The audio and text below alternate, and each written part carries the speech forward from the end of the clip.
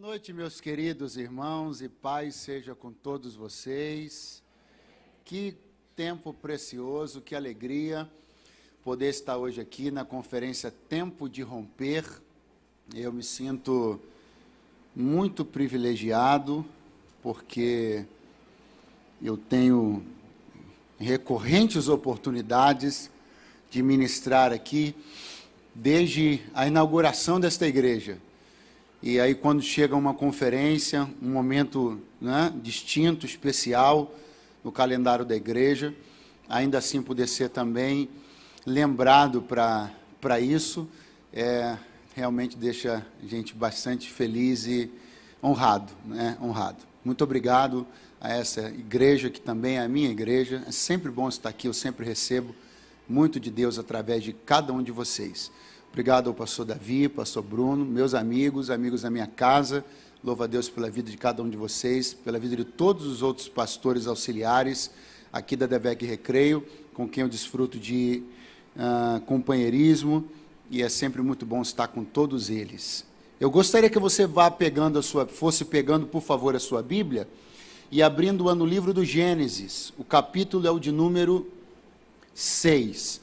Louvando ainda a Deus por ver hoje aqui, rever amigos queridos, o Bruno e a Bruna, né?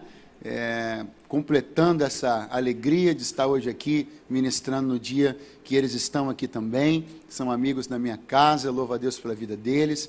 Receberam hoje aqui o pastor Miqueias, né? Junto com seus filhos, que é um amigo querido também, e que hoje está também aqui para receber de Deus com a gente, nos prestigiar, enfim. Que noite boa. Quem está recebendo de Deus está feliz em estar aqui. Diga graças a Deus.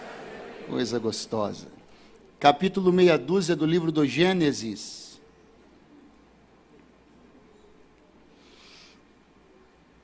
Versículo de número 9.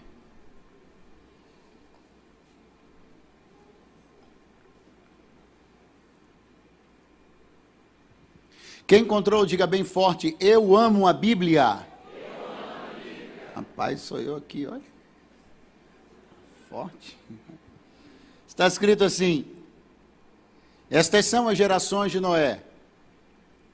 Noé era homem justo e perfeito em suas gerações. Noé andava com Deus. Estas são as gerações de Noé. Noé era homem justo e perfeito em suas gerações. Noé andava com Deus. Olha o verso 24 do capítulo 5. Está escrito: e andou Enoque com Deus, e não apareceu mais, porquanto Deus para si o tomou. Quantos podem dizer amém? Longe, longe, longe, muito longe de uma história folclórica, longe, longe, longe, muito longe de uma história mitológica, nós que somos crentes, nós que acreditamos na verdade imutável e inquestionável de cada linha que está escrita na Bíblia, o dilúvio foi um episódio épico, que submeteu toda a raça humana e todo o globo terrestre a uma reiniciação. Falar sobre isso, crer nisso, exatamente crer, inclusive, com os detalhes, com as formas colocadas pela narrativa bíblica, pode parecer para muita gente um absurdo desmedido. Mas para nós, que fomos alcançados pela graça de Deus, fomos libertos pelo sangue de Jesus e decidimos crer com todo o nosso coração, com todo o nosso entendimento, neste livro, na Bíblia Sagrada. Olhar para esta história é entender muito sobre um conceito e um contexto macro, mas é também entender sobre as nossas reiniciações. É também entender sobre os nossos recomeços, os nossos restarts. Olhar para esse cenário global, para este episódio gigantesco que alcançou, como eu disse, todo o globo terrestre, e toda a humanidade também é ter a possibilidade e a capacidade de ser encorajado para, assim como este homem, que lemos o nome dele aqui na Bíblia, Noé, rompeu como poucos na Bíblia, poucos na história da humanidade conseguiram romper. Eu, você, cada um de nós, que estamos escrevendo nossas histórias em particular, também podemos. Afinal, o Deus de Noé é o nosso Deus. O Deus que fortaleceu Noé é o nosso Deus.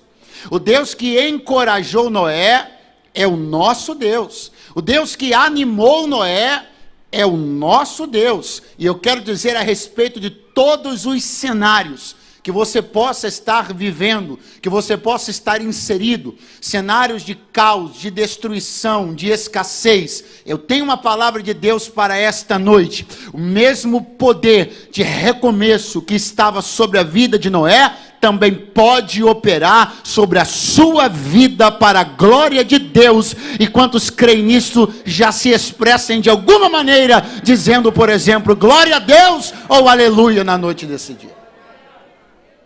Mas entender por que Deus chegou a esta decisão tão drástica, entender por que Deus chegou a esta decisão tão forte, é muito importante para avaliar algumas questões deste processo. Quando nós olhamos para o início da história da humanidade, nós nos deparamos com o primeiro casal criado por Deus. Todos nós sabemos aqui, são eles Adão e Eva. Adão e Eva tiveram 3 filhos, cujos nomes aparecem na Bíblia como Caim, Abel e Sete. Repita, por favor, após mim. Caim, Abel e Sete. Sobre Caim e Abel, você deve se lembrar o que aconteceu com eles.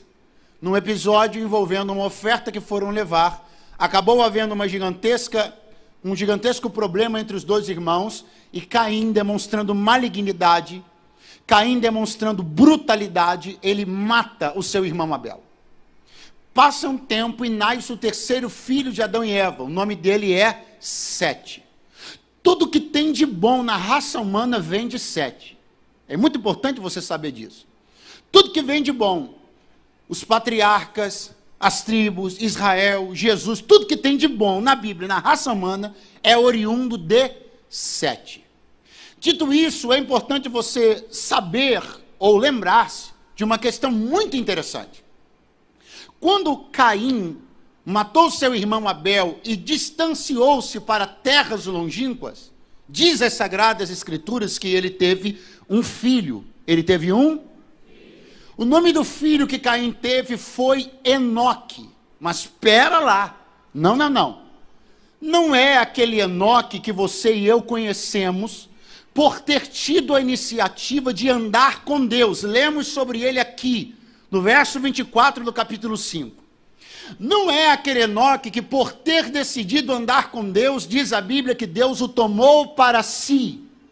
Apenas Enoque e um outro indivíduo na Bíblia chamado Elias receberam a oportunidade de serem trasladados para a eternidade enquanto estavam ainda em vida. Somente Elias e Enoque e Elias. Não é este Enoque, é um outro Enoque que antecede esse. Um Enoque filho de Caim. Agora, veja isso. Diz a Bíblia, não eu, não nenhum historiador, a Bíblia diz que Caim, então, toma uma iniciativa. Ele pega o seu filho e, para honrá-lo, para homenageá-lo, para desejar perpetuar seu nome, sua fama na terra, ele pega uma cidade, edifica esta cidade, fortalece essa cidade e dá a esta cidade o nome do seu filho. Então vamos lá, Caim teve um filho. Qual o nome do filho dele? Aí Caim foi construir uma cidade e deu a esta cidade o nome do seu filho. Ou seja, ele deu a esta cidade o nome de... Tudo isso para quê mesmo, pregador? Tudo isso para perpetuar. Tudo isso para marcar nome na história. Tudo isso para ficar famoso e grande. Tudo isso para não ser esquecido. Você está me ouvindo? Agora imagine que eu não tivesse dito nada disso para você até agora, a respeito de Caim, nem mesmo do seu filho, nem mesmo desta cidade. Imagine que eu só falasse para você aqui o nome Enoque. A pergunta é: a quem você imediatamente associaria o nome Enoque? Ao filho de Caim ou a esse Enoque que andou com Deus e desapareceu? A quem? Um ou dois? Na verdade, eu vou até dizer algo sem querer ofender. Eu sei que a grande maioria não, muitas pessoas aqui nem mesmo tinham conhecimento de que Caim tivera um filho chamado Enoque. Pastor, onde o senhor quer chegar? Já cheguei. Você percebeu que embora tenha havido um esforço tão grande de Caim para dar a uma cidade o nome do seu filho, embora ele tenha se usado da prerrogativa de ser o criador daquela cidade, embora tenha se usado da prerrogativa de ser o fundador daquela cidade, embora ele tenha desejado marcar o nome do filho dele na história, quem andou com Deus foi quem ficou famoso. Eu quero que você entenda que por mais que os nossos esforços possam em certa medida até serem válidos, na tentativa de deixar legados, heranças, marcas, e deixar coisas que possam ser perpetuadas, falar sobre nós, falar sobre nossos sobrenomes, eu quero que você creia de todo o seu coração, nesta conferência, nessa noite de segunda-feira, que nada é mais marcante, nada é mais importante, nada marca mais a vida de alguém, nada faz alguém maior, nada faz alguém melhor, não há legado maior a deixar aos seus filhos, não há legado maior a deixar aos seus netos, nada de melhor pode ser dito sobre você daqui a 100 anos, senão isto: ei lá, alguém que decidiu andar com Deus. Aleluia.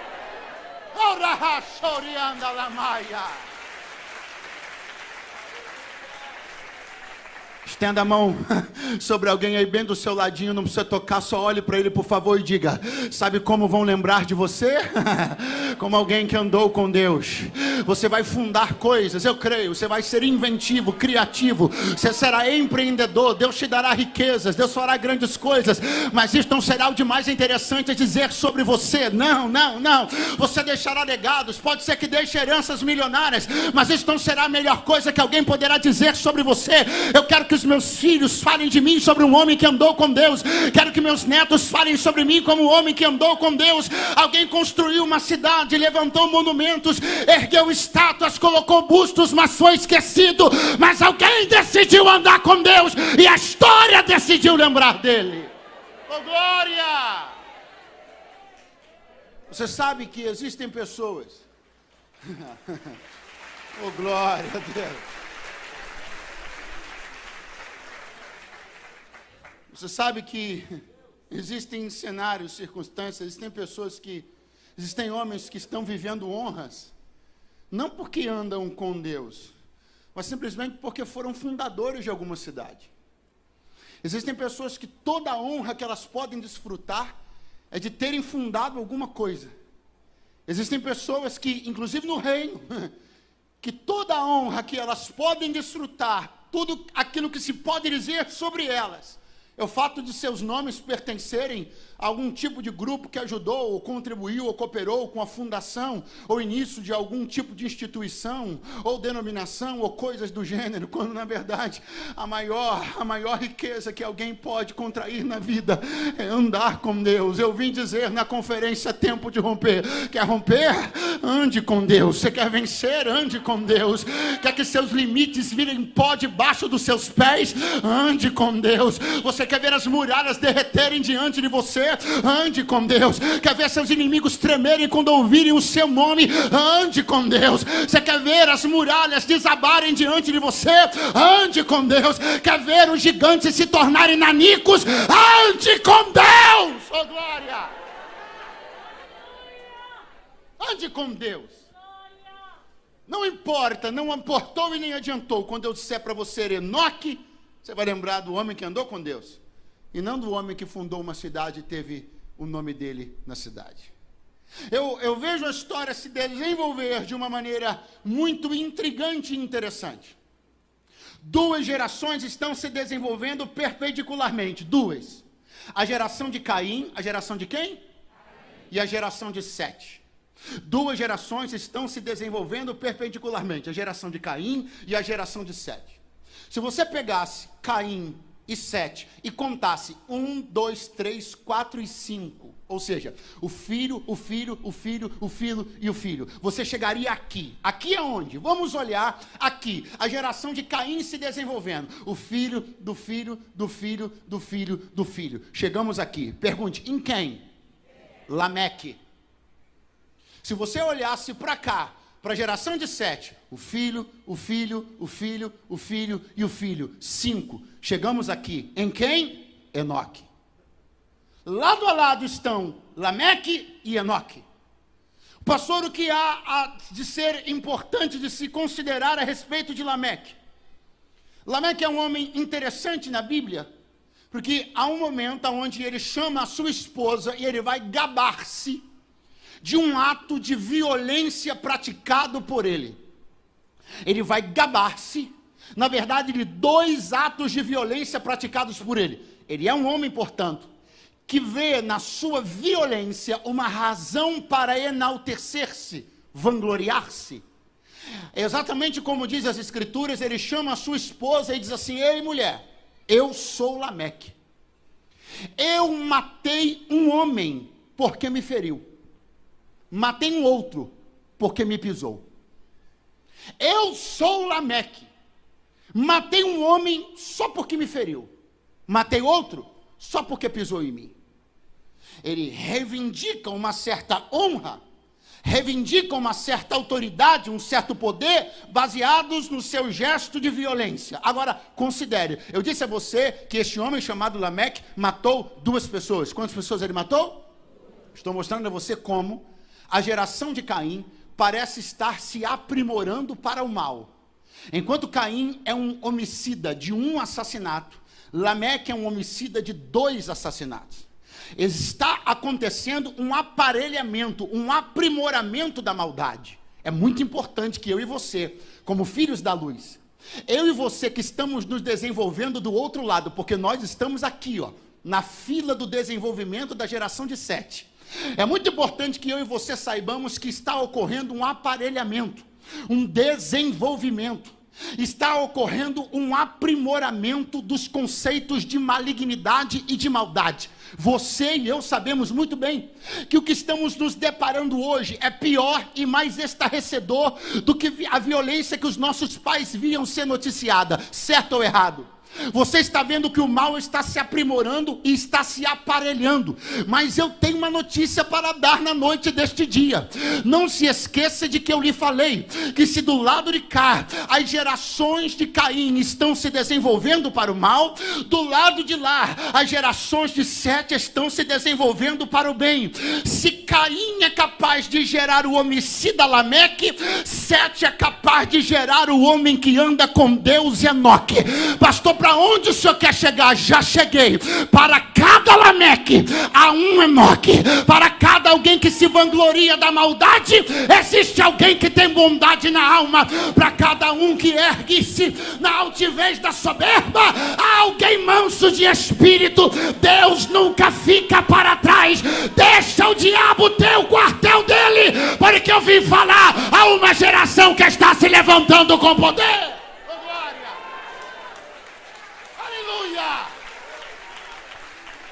Levante a sua mão no 3º andar, o mais alto que você puder. Porque se o inimigo está pensando que ele se aparelha, se desenvolve, se aprimora, e a igreja continua paralisada no tempo, ele está errado. Cada mãozinha dessa que eu estou vendo levantada é alguém que anda com Deus. Enquanto se levanta alguém para o mal, se levanta alguém para o bem, se levanta alguém para abrir cova, Deus levanta alguém para fechar cova. Se levanta alguém para matar, Deus levanta alguém para dar vida. Se levanta alguém para secar, Deus levanta alguém para regar. O ribicanta da macheia, o rabacanta da macheia. A glória a Deus. Você é a contrapartida de Deus. Vou tentar de novo. Isso é sobre você, não é sobre quem não veio, não. Você é a contrapartida de Deus. Se o diabo tem Lameque, Deus tem Enoque. Se Caim tem Lameque, Sete tem Enoque. Eu estou pregando para aqueles que são a contrapartida de Deus, a resposta de Deus, a resposta de Deus. Há uma marca doída, triste. Você sabe que Lameque poderia ter sido um homem muito interessante. Até porque, segundo conta a Bíblia Sagrada, os 2 filhos que ele tem foram gênios criativos. 2 filhos que empreenderam e foram pioneiros em 2 questões que viriam a ser comuns na humanidade: as tendas e o gado. Os 2 filhos de Lameque eram extremamente criativos e inventivos. Só que não basta ser como Lameque no sentido de criar 2 gênios, se ele também mata 2 homens. Existe um poder muito terrível operando sobre a vida de Lameque. Pergunte qual? Nulidade. Ele anda de lado e fica no 0 a 0. Por quê? Porque ele é pai de 2 gênios, mas mata 2 homens. Mas enquanto isso, enquanto Lameque dava 2 passos para frente e 2 passos para trás, Enoque andava com Deus. Você foi embora, mas eu vou te dar outra chance. Enquanto Lameque dava 2 passos para frente, por quê? Porque era pai de 2 gênios, mas matava 2 homens, dava 2 passos para trás. Lameque estava envolvido num ciclo que eu e você precisamos negar veementemente que nos envolvamos nele. Qual? É 2 passos para frente e 2 passos para trás. 2 passos para frente e 2 passos para trás. Um dia 2 passos criativos, 2 passos abençoados.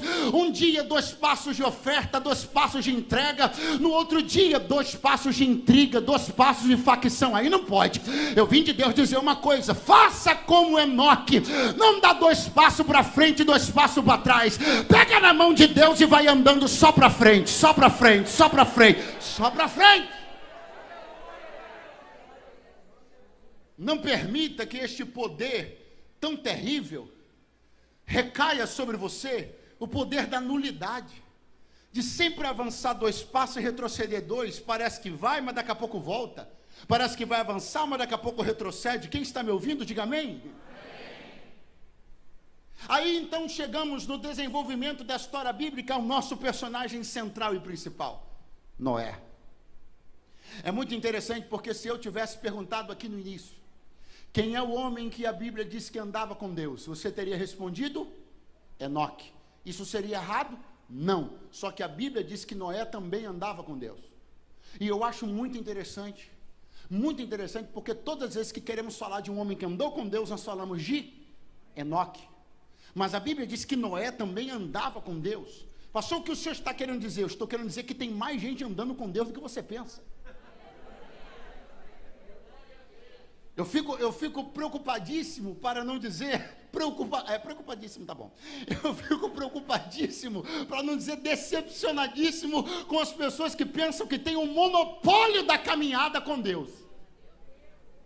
Você percebe na fala dele que ele pensa de verdade que tem um monopólio da unção, o monopólio da graça, o monopólio da visão, o monopólio da autoridade. Ei, Elias, você não está sozinho não, tem 7.000 que não dobraram o joelho ainda. Ei, Enoque, se você anda com Deus, Noé anda também. Tem mais gente andando com Deus do que você imagina, e isso é bom, porque nós não estamos aqui para solos, nós estamos aqui para coros. Oh, glória a Deus! Então perceba, Noé andava com Deus tal qual Enoque também andava com Deus. Quando Noé nasceu, puseram nele esse nome, nome de Noé. O nome de Noé significa algo que está relacionado a consolo. Diga comigo, consolo. Muito fraco, diga consolo. Eu quero profetizar uma coisa muito estranha. Você vai decepcionar muita gente, mas isso vai ser bom. Vai. Porque elas vão estar esperando de você um tipo de energia, você vai trazer outra. Elas vão estar esperando de você um tipo de ação, você vai trazer outra. Porque elas têm uma agenda e um calendário, elas querem ouvir uma coisa, mas você vai dizer outra. Você não vai dizer o que elas querem ouvir, você vai dizer o que Deus está mandando você falar. Qual era a expectativa da família e da sociedade a respeito de Enoque? Que ele trouxesse, de Noé, que ele trouxesse palavra de alento, de consolo. Mas qual foi a mensagem de Noé? Não tinha muito alento não, irmão. Era um negócio mais ou menos assim: se entrar, vive, se não entrar, morre. O juízo de Deus está chegando. Vai chover como nunca choveu. Então vocês escolhem, podem ficar do lado de dentro ou podem ficar do lado de fora. Perceba o que eu estou dizendo, isso aqui é muito sério. Isso aqui é muito importante. Nós precisamos tomar uma decisão muito importante na nossa vida. Ou nós absorvemos uma narrativa que vai de encontro à agenda do que as pessoas querem ouvir, ou nós vamos obedecer a Deus e vamos dizer o que Ele quer que seja dito. Porque o que você vai encontrar mais na vida hoje em dia são pessoas querendo alento, mas talvez a palavra de Deus para elas não seja de alento, seja de ou fica dentro ou fica fora. Se resolva. Se resolva. Aquilo que as pessoas estão esperando talvez de nós seja uma mensagem, uma energia empregada para um cafuné, uma energia empregada para um alento, para um acalento, enquanto talvez a mensagem mais urgente que tenhamos para trazer hoje seja levar as pessoas à compreensão de que este não é um tempo de cochear entre dois pensamentos, é um tempo de decidir a quem se serve, é um tempo de decidir em que altar se acredita, é um tempo de se decidir se pela vida, pela morte, é um tempo de decidir se pela verdade ou pela mentira. É nesse sentido que eu digo a você que você vai decepcionar muita gente. Isso vai ser muito bom, porque eles vão pensar que você apenas agirá de maneira condescendente e permissiva, mas Deus vai te dar uma palavra que vai colocar eles na posição, ou entram ou saem, ou decidem ou não decidem. Você sabe, nós precisamos decidir isso de uma maneira muito, muito importante. Ou bem nós cumprimos a agenda do que as pessoas querem ouvir nesse tempo, ou bem nós cumprimos a agenda do que Deus quer dizer às pessoas neste tempo. Que por favor, se está me ouvindo, diga amém, porque Noé desapontou as expectativas e glória a Deus por isso. Agora, perceba muito bem o que está prestes a acontecer. Aonde essa história vai dar e todos nós já sabemos. Ficará dentro da arca Noé, sua esposa, seus filhos, suas noras, mais ninguém. Então Noé será poupado por Deus com a sua família dentro da arca. Pergunte, e os outros? Muito fraco. Pergunte, e os outros? Pereceram. Eu quero que você olhe, porque eu quero apresentar a você dois homens que andaram com Deus: Enoque e Noé. O que a Bíblia diz sobre Enoque? Que Enoque andou com Deus e Deus o tomou para si. Então veja o que aconteceu com Enoque. Ele estava no meio de todo mundo. Deus tirou ele e deixou todo mundo. O que aconteceu com outro homem que andava com Deus, com Noé? Ele estava no meio de todo mundo. Deus deixou ele e tirou todo mundo.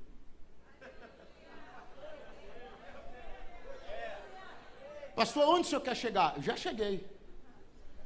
A questão é a seguinte: haverá momentos onde com algumas pessoas elas ficam, os outros saem. Em outros cenários, os outros saem e elas ficam. Só uma coisa sempre acerta: quem anda com Deus, com os outros não vai ficar.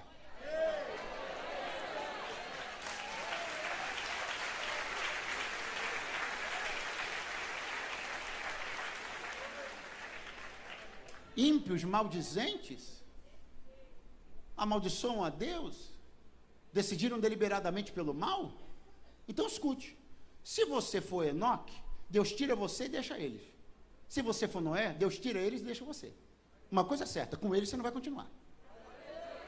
Se alguém tiver fé e não tiver muita preocupação, a ponto de poder levantar a mãozinha nesta noite e poder receber o que eu vou dizer, assim te diz o Senhor: haverá um processo de seletividade neste negócio. Alguns eu vou deixar e vou arrancar muitos. Em outros cenários eu vou arrancar um e vou deixar os outros, mas haverá separações. Eu vim de Deus aqui dizer isto: comece a se preparar, porque haverá separações. Não há mais como nós continuarmos andando tão perto de algumas pessoas. Deus me trouxe aqui para dizer: ou você fica e alguns saem, ou você sai e eles ficam. Mas para alguém Deus me trouxe para dizer: não dá mais para andar com eles, não dá mais.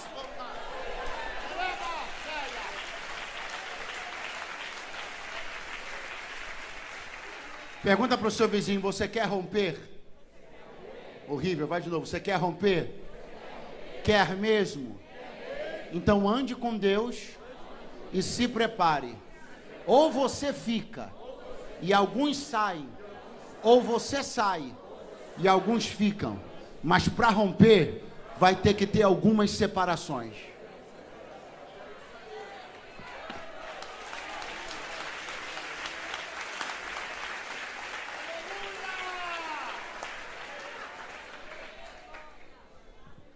Noé, nós vamos fazer o seguinte. Eu vou começar de novo. Eu vou recomeçar.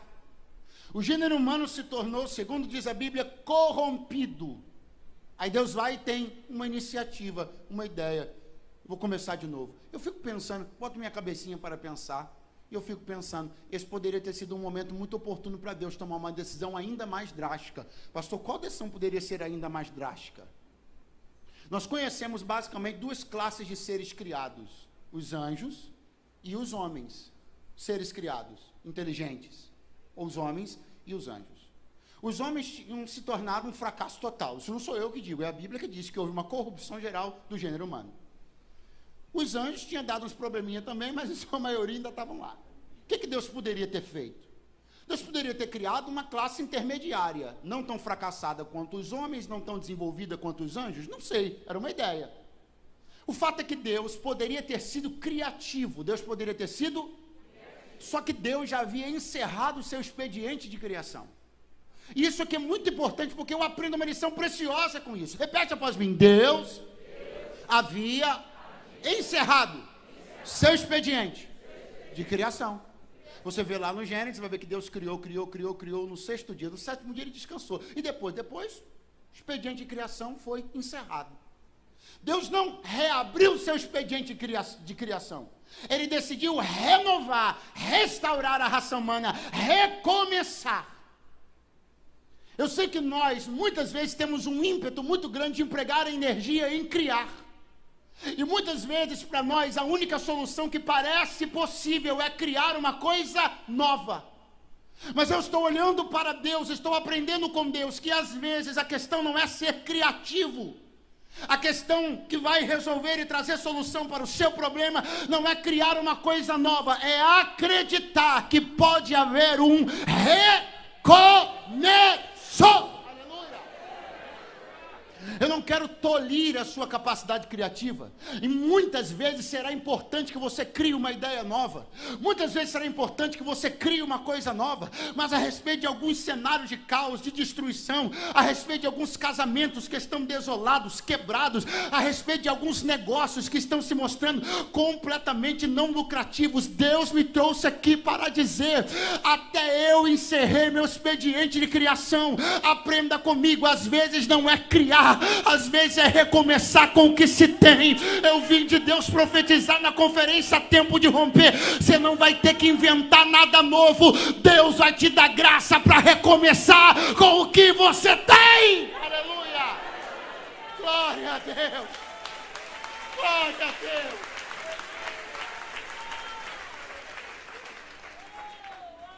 Senhor, como é que vai ser esse negócio? Chuva. Chuva. Chuva, chuva, chuva, chuva, chuva.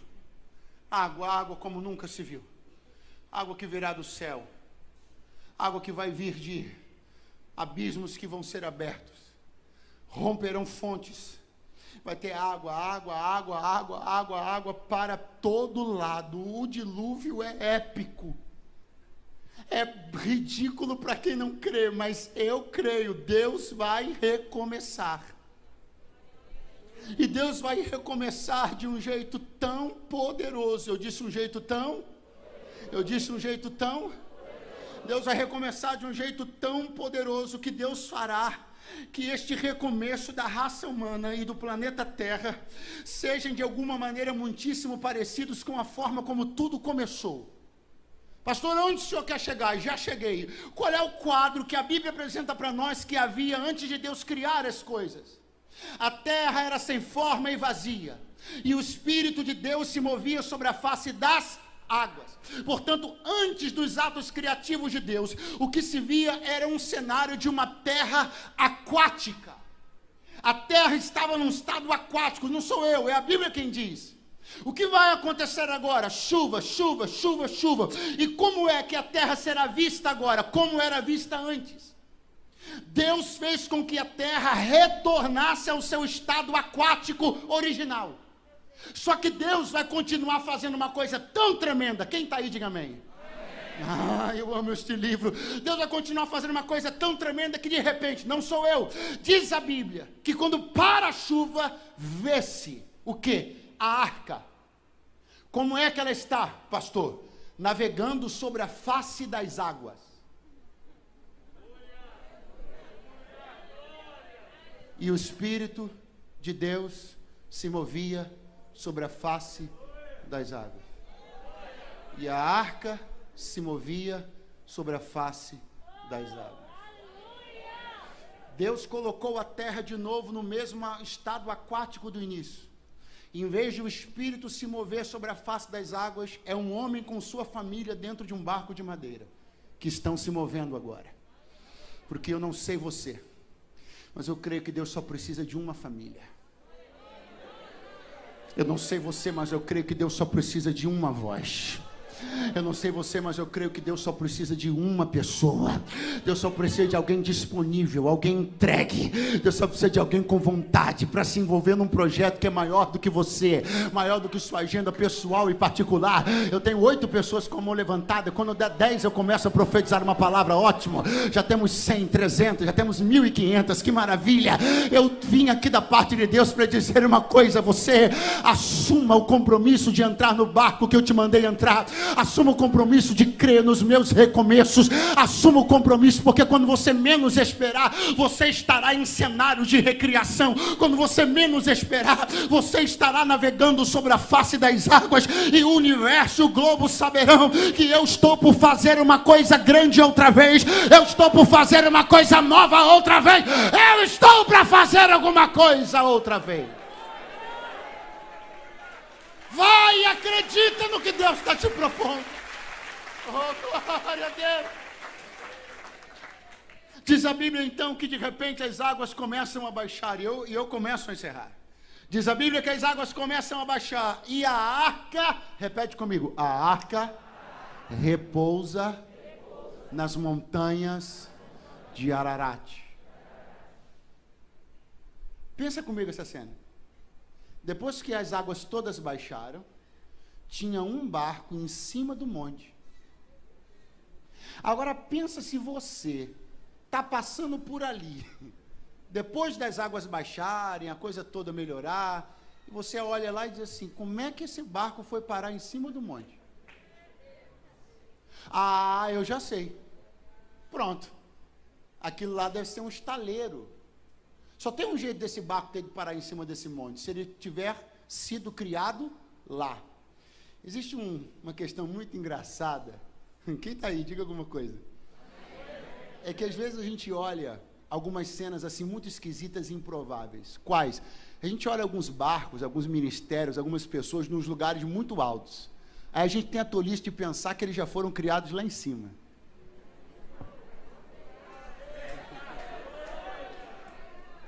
Mas a gente ignora o episódio do dilúvio. A gente não sabe que o que colocou ele lá foi as mesmas águas que fizeram muitos desistirem. Eu não sei se alguém ainda está por aqui, a essa altura são 9h48, de repente a mente já foi, eu não sei.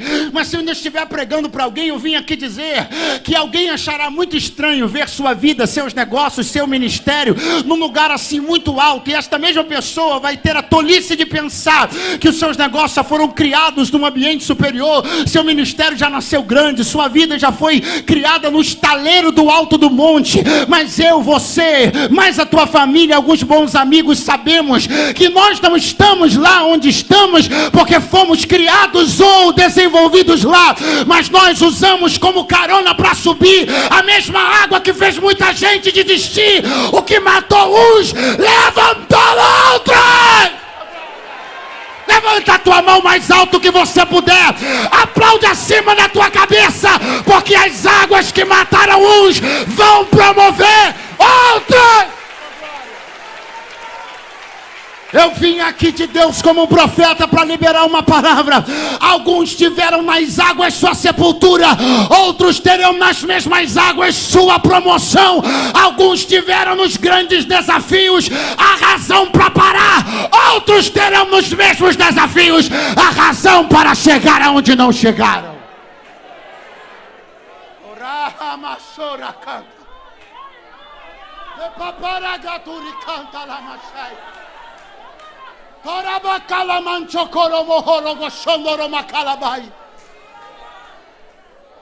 Deixa os bobinhos olharem para o alto do Monte Ararat e pensarem que o teu barco só está lá porque lá deve ser um estaleiro, né?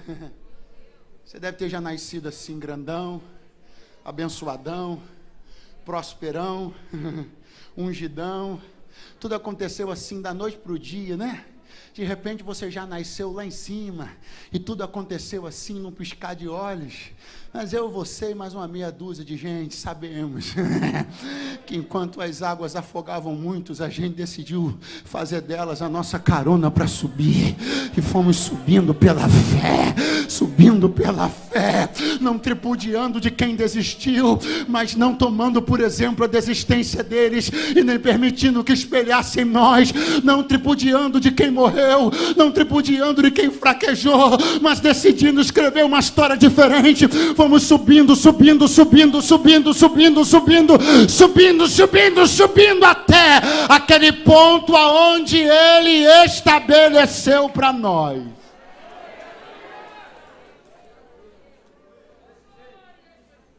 Eu às vezes fico achando graça, e você deve também ficar achando graça, de como as pessoas confundem a nossa história, simplesmente porque elas ignoram a nossa história, não participaram dos nossos dilúvios, elas não sabem que nós tivemos que sobreviver a muitas águas.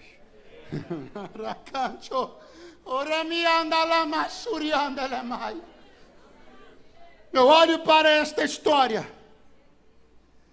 e percebo agora um homem com sua família. As águas baixam, eu fecho a Bíblia, as águas baixam. Noé recebe ordem de Deus para sair da arca. Eu vou chamar aqui o pessoal para já fazer um algo, aleluia. Um algo é coisa de pentecostal. Você precisa traduzir isso, um algo. Se tu tiveres capacidade de traduzir o que é um algo, aleluia.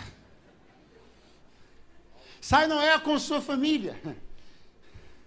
Noé com sua família saem da arca para romper. Ô, meu irmãozão, romper, isso que é romper, hein?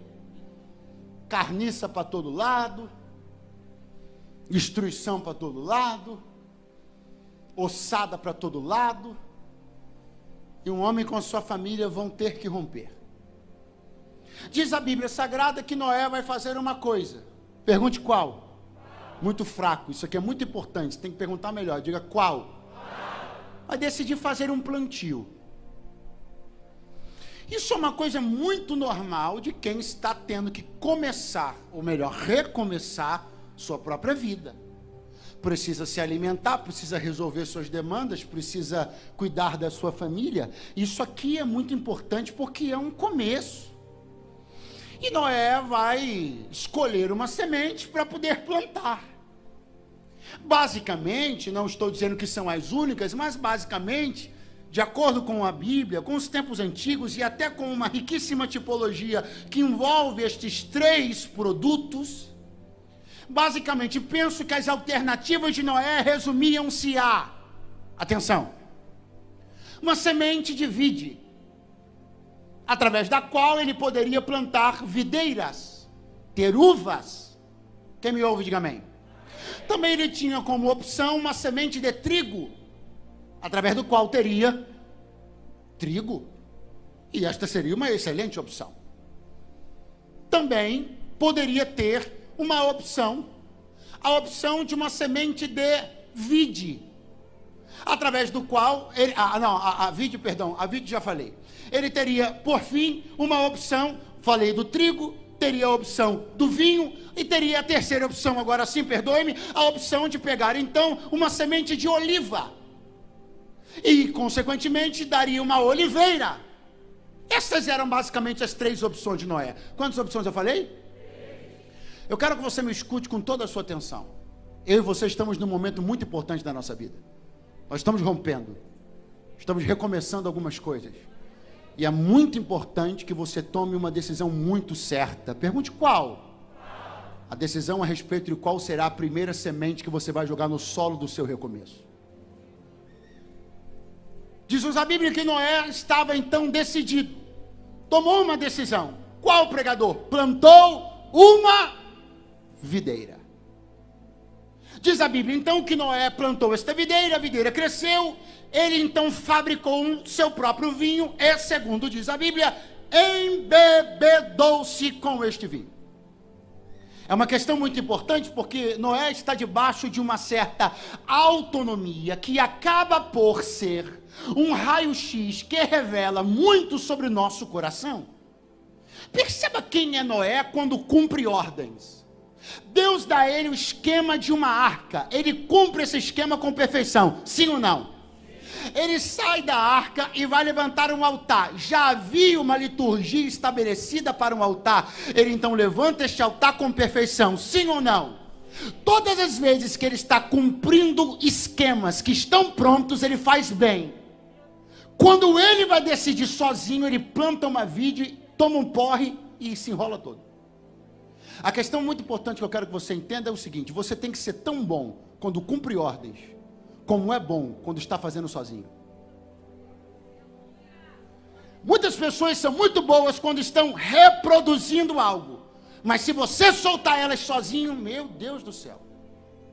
É muito triste quando você percebe que alguém, embora já supostamente crescido ou maduro, ainda precisa estar sob um estado permanente de monitoramento. Por quê? Porque quando ele cumpre uma cartilha, ele faz direito, mas se fizer sozinho, planta o que não deve, colhe como não deve, bebe o que não deve e se arrebenta como não deve. Eu quero que você entenda que nesses novos começos que estão sendo propostos por Deus para todos nós, neste tempo de romper aqui nesta conferência, é muito importante tomar uma decisão. É muito importante ser assertivo quando você estiver sozinho. Quando não houver monitoramento, quando não houver pastor te olhando, quando não houver ninguém monitorando o que você está fazendo, quando você tiver a opção do que plantar, quando você tiver a opção do que investir, quando você tiver a opção de como agir, haja bem, faça direito, porque você precisa ser tão bom sozinho, como é bom reproduzindo uma ordem que te deram. Mas pastor, afinal, onde o senhor quer chegar? Eu estou chegando num episódio dramático, lamentável e vexatório para a vida de Noé. Tudo que eu não quero. Eu não quero me envolver em episódios dramáticos, muito menos episódios vexatórios. Eu quero que sobre este tempo da minha vida pese a honra, pese a glória. Eu quero que Deus me envolva, me dê grandes oportunidades, que minha família me reconheça. Eu quero ser visto pela minha família em desempenhos abençoados e não em episódios lamentáveis como o de Noé. Qual, pastor? O que diz a Bíblia? Ele embebedado, acabou tirando a sua roupa, ficou nu, foi visto por um dos seus filhos, amaldiçoou o filho, deu um rolo terrível. Eu não quero esse tipo de coisa para mim, mas se eu não quero esse tipo de coisa para mim, eu preciso escolher a semente certa. Quando Deus colocou Noé para sair da arca, Deus disse assim para ele: Noé, enquanto a terra durar, haverá sementeira e cega. Nunca mais eu vou intervir desta maneira tão abrupta no curso da humanidade, nem do globo terrestre.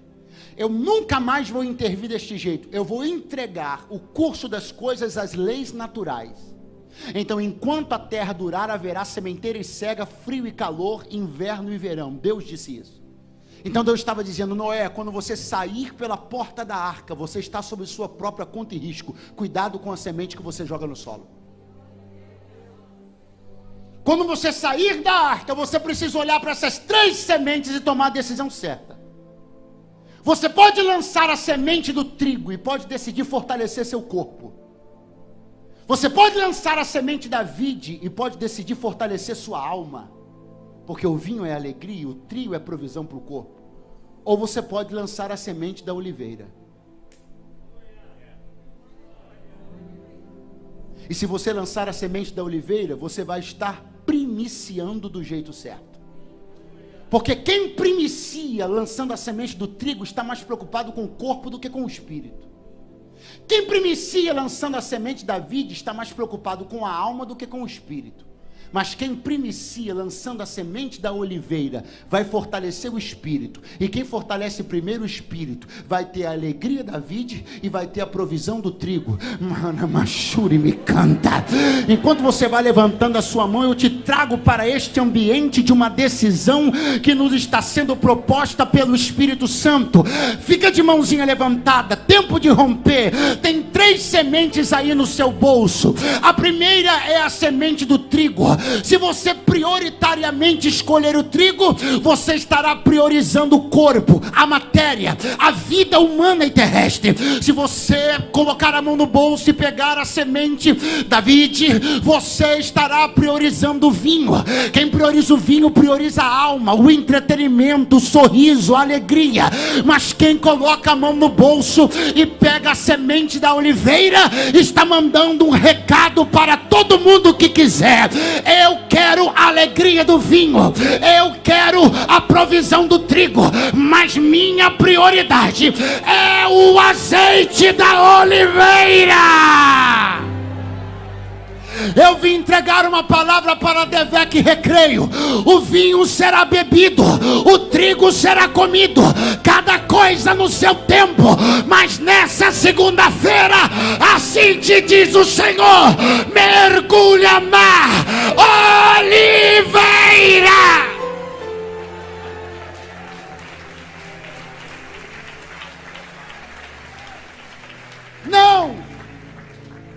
Não permita que sua prioridade gire em torno do corpo. Não permita que sua prioridade gire em torno da alegria. Não, nós não somos uma geração que preza, ou melhor, que prima pelo entretenimento. Nós somos uma geração que prima pelo óleo da unção do Espírito Santo. Agora repete, por favor, após mim. Deus, horrível. Deus, é para já começar a se preparar para ficar de pé. Diga: Deus esperava.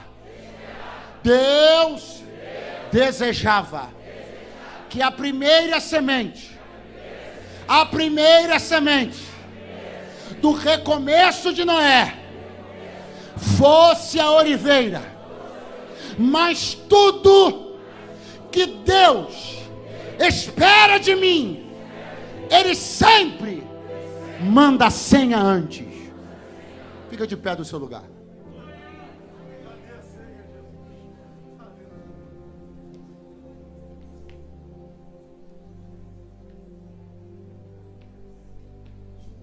Você acha mesmo que Deus espera coisas de mim e me deixará descobri-las sozinho? Você acha mesmo? Vou chamar o pessoal todo aqui para a gente fazer uma coisa bem agradável, bem gostosa, bem... Oh, glória a Deus. Você acha mesmo que Deus espera coisas de mim, coisas de nós, e fica mandando charadas? Você acha mesmo que Deus espera coisas de mim, coisas de nós, e não nos entrega senhas que são perfeitamente detectáveis, compreensíveis? Se eu digo a você que acredito de todo o meu coração e todo o meu espírito, que Deus esperava que Noé tivesse selecionado como primazia a semente da oliveira, é porque eu sei que Deus já tinha dado a senha.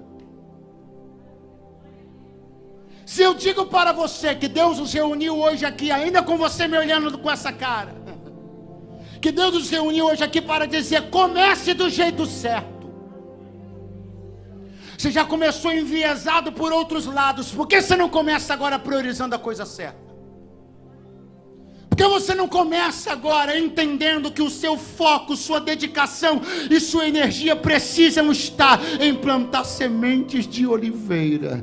Porque o que está vindo por aí sobre a tua vida é um tempo de graça abundante, tempo de cálice transbordando de unção. Há alguém que isso parece interessante, as mãos já começaram a se levantar, e eu quero crer e profetizar que este será o tempo onde você vai viver viver a maior abundância de unção e graça na tua história. Se prepare, Deus vai levantar você com poder. Se prepare, você vai transbordar unção por onde você passar. Se prepare, as pessoas vão querer saber que tipo de estilo de vida é esse que você tem. A tua fala vai mudar, teus passos vão mudar, teu olhar vai mudar, porque quando você meter a mão no bolso, vai decidir plantar a oliveira.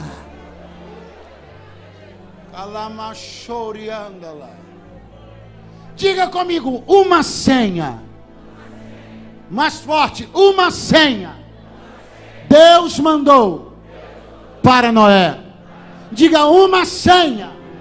Deus está mandando hoje aqui.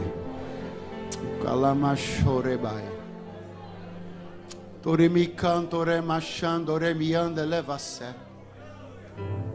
Quando as águas começaram a baixar, diz as escrituras que Noé estava interessado em saber como andava a vegetação. Se a vegetação já estava começando a se recuperar. Se já havia possibilidade então da vida animal e consequentemente da vida humana voltarem às suas atividades. É aí então que diz a Bíblia que ele pega uma pomba, solta pela janela da arca. A pomba vai sobrevoando a terra decadente. Mas de repente diz a Bíblia que a pomba decide voltar para dentro da arca. Mas ela não volta sem nada. Ela volta trazendo a senha de Noé no bico. Eu preciso de mais alguém aqui. Ela volta trazendo a senha de Noé no bico. Pastor, que senha? Você nunca leu essa senha na Bíblia? A pomba, que é o símbolo do Espírito, volta trazendo para dentro da arca a senha de Noé. Um ramo de oliveira. Era Deus dizendo: quando você sair daí, não preza o vinho, nem preza o trigo, preze pela oliveira. Ou enquanto você levanta a sua mão mais alto que você puder, eu profetizo sobre a tua vida: tempo de alegria abundante virá, tempo de provisão abundante virá. Mas a primeira colheita da tua vida não vai ser trigo, nem vai ser vinho, vai ser azeite, azeite, azeite, azeite. Quem quer azeite? Quem quer azeite? Quem quer azeite? Quem quer azeite? Quem